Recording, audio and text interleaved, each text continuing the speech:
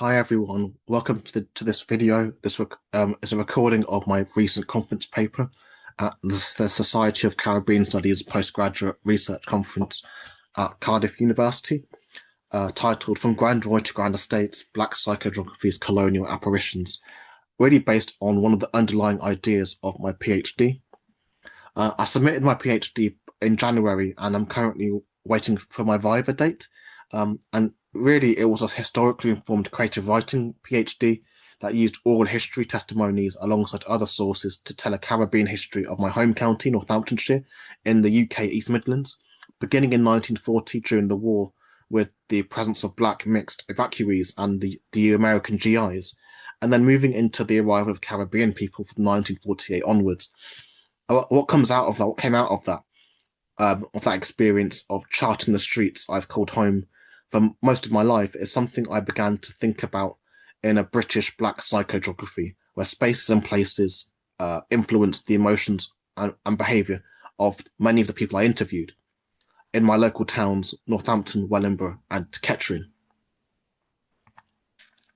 Psychogeography was popularised in 1955 by a French philosopher called Guy Debord as really the way of the land, ways the lay of the land, intentional or not, influence human behaviour.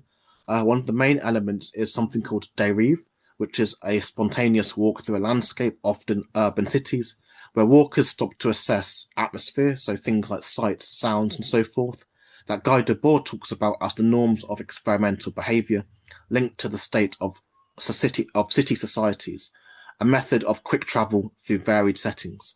My PhD on Northamptonshire, with its stories of black women's hairdressers, as a community space, Rastafarian squatters, cricket, and also really community organising and black community organising in community centres and so on. Derive is something Caribbean people have done in the UK for decades, since at least 1948, where our bodies act like sonar for navigating whiteness and white spaces. Although psychogeography has been used by mainly white authors in the UK, including Peter Ackroyd and Ian Sinclair, it was Johnny Pitts and also my uncle Roger Robinson who inspired me with their photo poetry book, Home is Not a Place, to take this into the world of racism. Furthermore, Ingrid Pollard's 1987 photo exhibition Pastoral Interlude may also be seen within this British Black Psychogeography. My maternal grandparents come from a village in Grenada called Grand Roy, yet my grandfather's family, the Ventour side, while many can be found in that village, began with four brothers who allegedly came from an island called French Martinique. One of them settled in Borleo in St. George Parish in Grenada, and these are possibly the Ventours that also show up in the UCL slave compensation records, or the ancestors of those people, which I'll talk about later on as well. Sickle Cell Society CEO John James, who was born in Grand Roy and came to Northampton in the 60s, also came up with my family. When I interviewed him, I asked him about the TV series Roots, which he then associated with Grenada and the village community he grew up in. So Roots, Kinte, Kizzy and all that. I don't forget Roots, because if you're not your authentic self, no matter where you might come from, and to forget your history, that history of ours is slavery. So if you look to Grenada, it's French. The French had it, and the British had it. But actually, one of the things I'm proud of is that I'm a descendant of a slave. All of us in that village are the descendants of slaves. So yeah, Roots was pretty similar. John's comments bring me into my family history. So while the Ventours whilst the Ventours know there have been Ventours in Grenada since the 1600s, our names also show up in the UCL database. But to my knowledge, I'm descended from Christmas Ventour, one of those brothers that came from Martinique, probably in the second half of the 19th century. He married a woman called Felicity St. John, and their business was in land. They had 9 children together, including my great-grandfather, Cyprian Ventour, and his sister, Almina Ventour Grant, known in the family as Auntie Ellie. My great-grandmother, Sita, came from Borleo as well, so she might have known those Borleo Ventours, or the descendants of, and arrived in Grand Roy in 1927, and was a farmer, unfazed by hard work. So the Ventours ran two shops in Grand Roy, and one actually still operates as a business and has done for nearly a century. There is now a plaque outside of it grounding me to this place, and the land the Ventours farmed, in all likelihood, was probably passed down from the original plantation owner as well. Psychogeography then is how I read my family's village from enslavement to farming.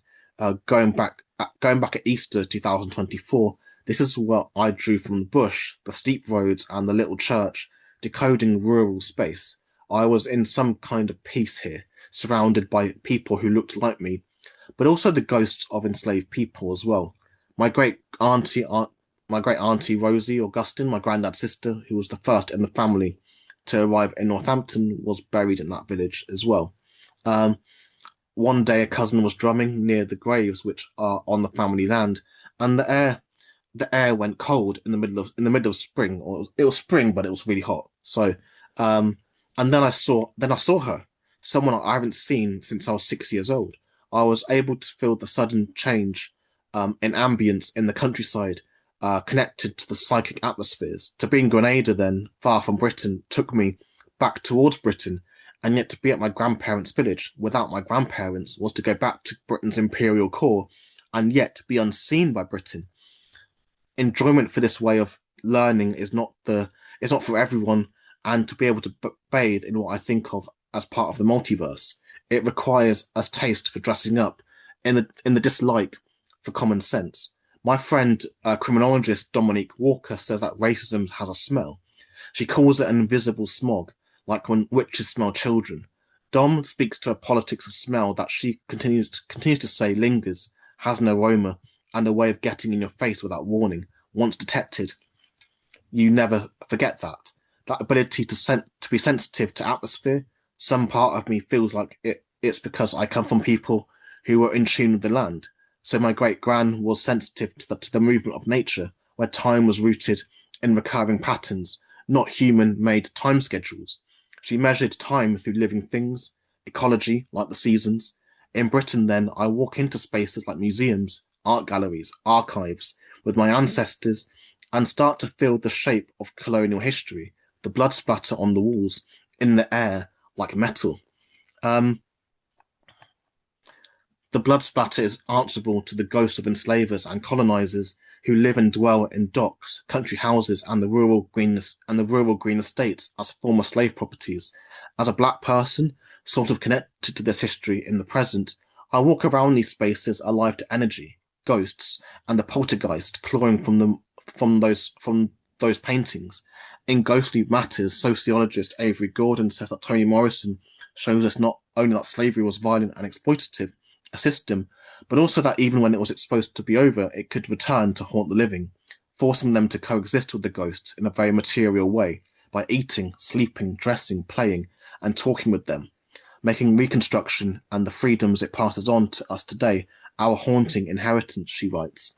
I might argue that haunting is the final resting place of white racism that radiates from the objects enslavers and colonizers left behind, the National Gallery, British Museum, statues, the water zones, and that once housed slave ships. It's within this haunting that a history-only analysis does not go far enough in our study of racial enslavement, but really showing how we are still bound to the shadows of colonial history. Black experiences of racism on those country estates are still readable through the Caribbean countryside that was once European-owned plantation land. In November last year, I went to the National Gallery and was overwhelmed by the entire space, the wide rooms, the tall ceilings, just overwhelmed by the paintings. They moved. I came to see Dom's feelings of racism stink coming full circle. Psychogeography as a way to read coloniality in modern Britain offers a bridge to think about the terrors trapped in human-made geography. Haunted while black. The UCL records give credence to the lived experience of being one with the ghosts that wander many of Britain's celebrated institutions. Black people enter spaces and know too well when the vibes are off. We are sensitive to the subtle changes in atmosphere, and in middle-class spaces, archives, museums, galleries. This is a haunting I come to think about through apparitional whiteness. It is a compound term that combines Gothic horror with critical whiteness studies. And for me, Gothic horror tropes are ever so appropriate to the racism that lurks in these quote unquote polite spaces that hinge on atmosphere, dread, and the past and present colliding. I spent a lot of time in regional towns, and I also went to school in the countryside. So through that, it lays a Gothic foundation for histories of racism as histories of the present, including the psychological mess we see in Gothic horror. Ruined estates as former slave properties, portraits that follow you around rooms, isolated landscapes, obscured family histories, middle class anxiety, and then heritage organisations as unreliable narrators of their own history. In the corner of your eye, you might see the colonial statues move, and your heart skips a beat in rural estates so beautiful.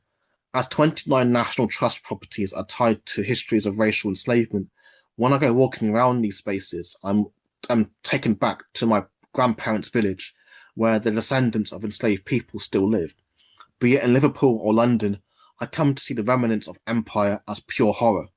Now in 2026, with films like Ryan Coogler's Sinners, there are visual models to illustrate the ways horror and racism join up. Following Alex Garland's Men as well in the UK, that wrote The Countryside as a living, breathing manifestation of patriarchal violence and patriarchy as a system, I asked, could we treat whiteness that way, as it shows up in the UK? The countryside is alive, and walking around it sets certain kinds of feelings off. Using psychogeography to think about the smell of racism as pure horror is a novel approach that takes history beyond the history. There are other ways in, where colonial statues, street names, and the echoes of racial enslavement go bump in the night. Thanks very much for listening. And as always, any of my videos, you leave any questions, things like that, you can leave in the comment, or you can send me an email as well, Trey at www.treyventour.com/contact.